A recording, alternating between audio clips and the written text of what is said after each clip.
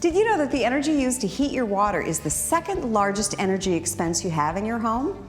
As a matter of fact, the average homeowner spends between $400 and $600 a year just to heat their water. Well, today we're going to identify the right water heater for you so you don't have to panic when it's time to replace yours. Meet Brian Miller. Brian has been working in the plumbing business for 20 years and knows all the benefits of different types of water heaters. Hi, Brian. You know, so many people don't even think about their water heater until they're faced with an ice-cold shower because theirs doesn't work.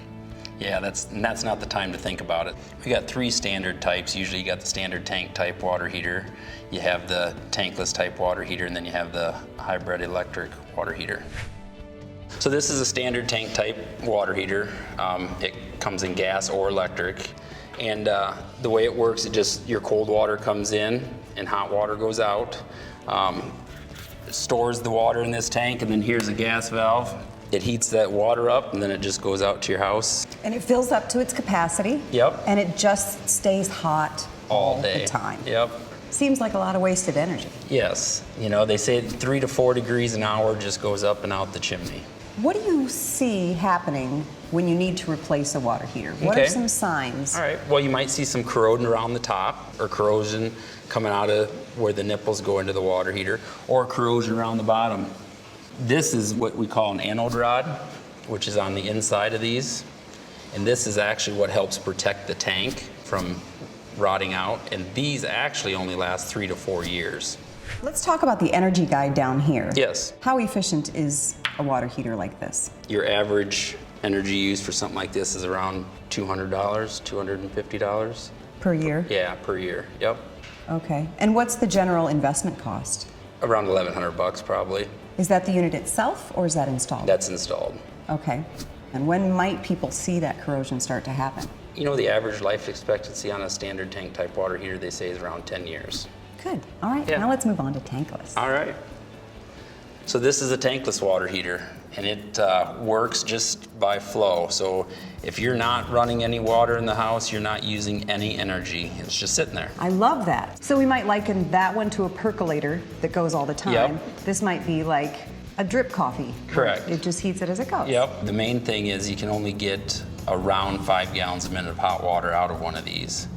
So if you have a bigger house or more bathrooms, just put in either another unit, or we just have one unit that we'd pipe in a storage tank and then store water, and then it's a non-issue.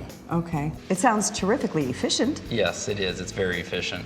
How much does it cost each year to run this? I would say you're looking at probably $100 a year. I love that. Yes. What's the initial investment though? This is more expensive. Yes. Yep. You'd probably be looking anywhere from $3,800 to $4,000. Okay.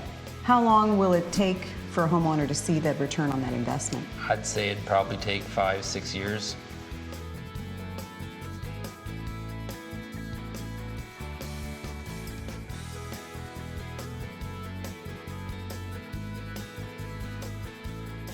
So explain to us how this works. Okay, so we have our water that comes in, just comes in through here, and as soon as it detects flow, it turns on the gas valve and it just heats the water like that.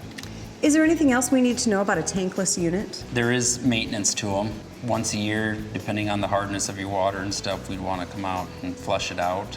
It means we heat the water so fast going through that heat exchanger, a lot of times it'll lime up over time if you don't flush it out. Okay. Now let's talk about the heat pump, because that's something I'm really not familiar with. Okay. So from here down, it's just like a standard tank type water heater, but instead of gas, it's electric. So we've got 2 electric elements in here that heats our hot water. And then you throw on this top portion of it, which is our heat pump. So there's a compressor in here, and then it draws air from inside your basement, brings it across the coil, and then it pumps out cold air over here. And we can even discharge that cold air outside, so in the winter we're not dumping it into your basement. And even though this is retaining water in here and keeping it hot, the energy guide here says it costs $110 a year to operate. Yep. So this is pretty efficient. Yeah, it's about 300% efficient. Wow. Because of the heat pump on the top. What's the initial investment for this? You're right around that $3,800 to $4,000 mark. Okay, and who would this be a candidate for? If you're have an all-electric home, or if you have geothermal, it pairs great with that. And our average life expectancy on something like this is probably around 12 years. Wow, these are some great options. I think that for today, as far as facing that inevitable crisis point that we all Yes. go through, I think we've done a nice job today. Thank Well, you good. very much. Well, This is thank great you. information. Thanks for having me. So here's how it breaks down. Storage tank water heaters are cheaper, but they might only last up to 10 years and waste energy while keeping the water in the tank heated. Tankless water heaters cost more, but they are more efficient and provide a constant supply of hot water while taking up less space and saving you around $100 a year. They also last up to 15 years. And a heat pump water heater, which lasts around 12 years, is 2 to 3 times more efficient, saving you around $100 a year in energy costs. But it's also more expensive and exhausts cool air.